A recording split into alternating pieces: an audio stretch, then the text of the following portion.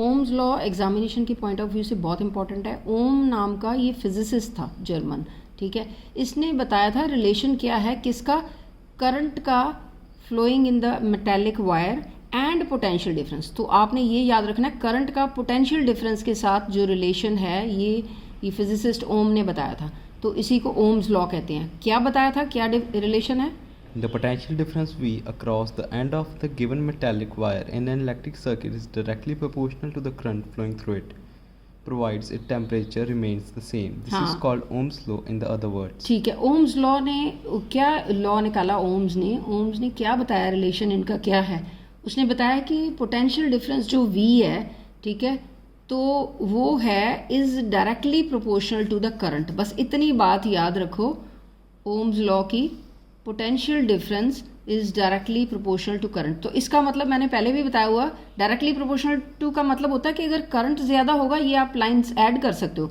It means if the current is more than the potential difference is also more, if it is less than this will also be less, so this means the directly proportional to, ठीक है। तो यहाँ पे ये देखो, इसको symbolic form में लिखा हुआ है जो ओम्स लॉ है।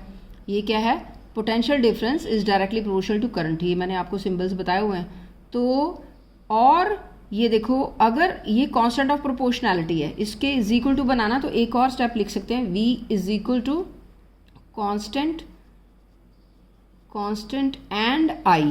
तो अगर कांस्टेंट की वैल्यू निकालनी है तो इंडिया पाकिस्तान करो v ओवर i, तो यही लिखा हुआ है इन्होंने। एक स्टेप ये अंडरस्टूड ही कर लेते हैं कि शायद आपको पता ही है, तो ये एक स्टेप ही बीच में था। ये कांस्टेंट ऑफ प्रोपोर्शनैलिटी जो है ये इज इक्वल टू में चेंज करना, तो ये इस तरह से, तो v over i is equal to constant, तो v is equal to I R. ये क्या है, और ये r क्या है, r कांस्टेंट का नाम है, ठीक है।